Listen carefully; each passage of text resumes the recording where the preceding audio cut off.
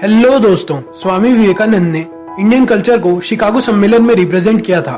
स्वामी विवेकानंद जो कि एक बहुत महान संत, योगी और सिद्ध पुरुष थे, उन्होंने अपनी लाइफ में ऐसे कई सारे शानदार एग्जाम्पल्स पेश किए जिन्हें फॉलो करके हम में से हर कोई एक बहुत सक्सेसफुल इंसान बन सकता है।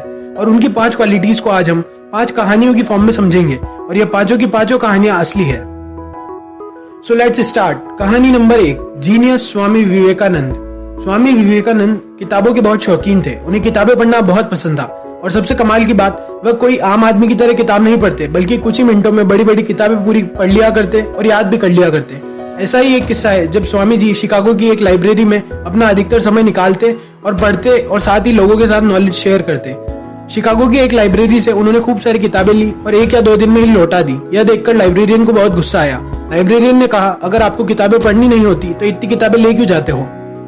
इस पर स्वामी जी ने कहा कि उन्होंने सारी की सारी किताबें पढ़ ली है और याद भी कर ली है। लाइब्रेरियन को यकीन नहीं हो रहा था कि सिर्फ 1 या 2 दिन में कोई इतनी सारी किताबें कैसे पढ़ सकता है और याद कर सकता है। इसीलिए फिर लाइब्रेरियन ने उनकी किताबों में से एक किताब उठाई और एक रैंडम पेज खोल लिया।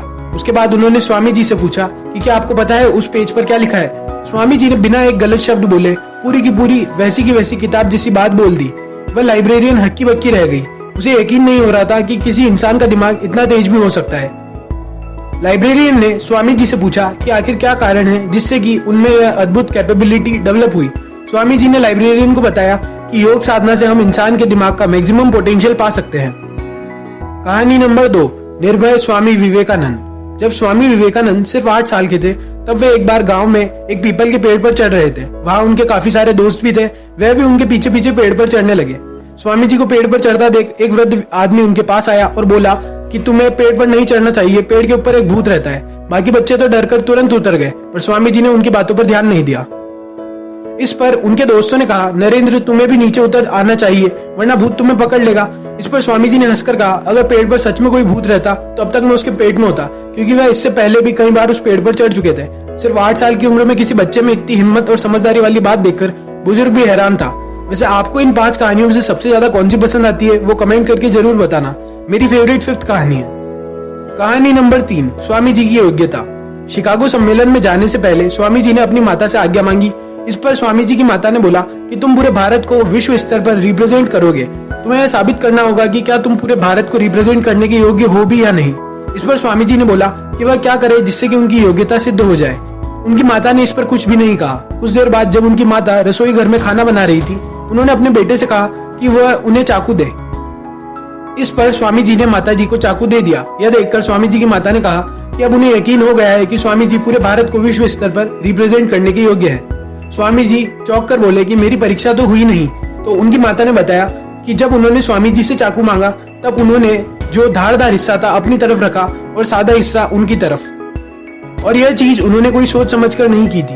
यह उनके सबकॉन्शियस माइंड की छवि ही थी जो उन्हें ऐसा करवा रही थी, जिससे कि यह सिद्ध हो रहा था कि वह भारतीय संस्कृति को गहराई से समझते हैं, क्योंकि भारतीय संस्कृति अपने से पहले दूसरों का सोचना सिखाती है।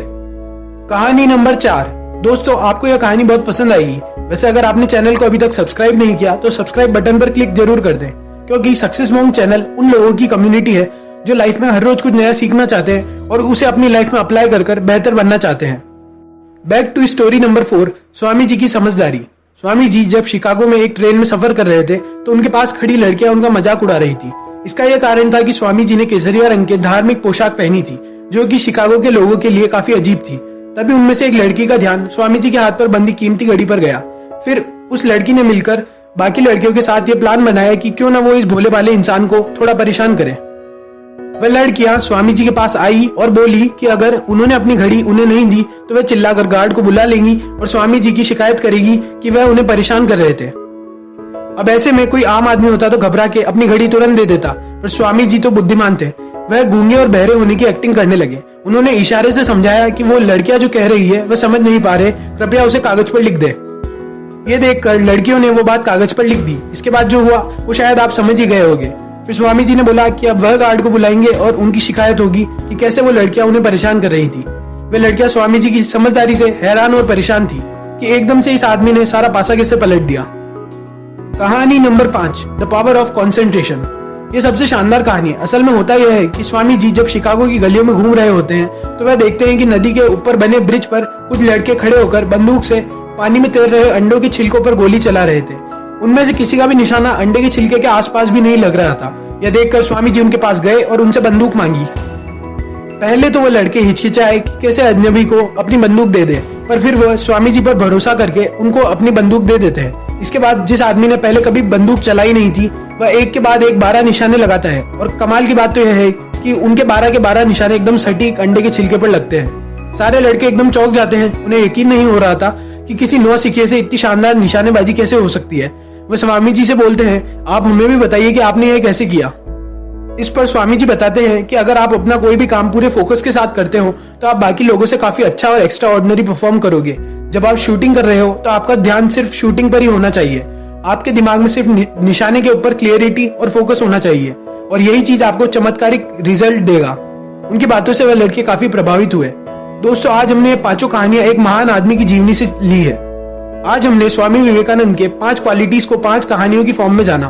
वह 5 क्वालिटीज थी: first, great learner; second, fearless person; third, compassionate person; fourth, intelligent person और फिफ्थ, फोकस्ड पर्सन। मुझे यकीन है ये सारी कहानियां आपको काफी प्रेरणादायक और मोटिवेशनल लगी होगी। वीडियो को लाइक जरूर करें, चैनल को सब्सक्राइब करें। Thanks for watching. Think, believe, apply, create.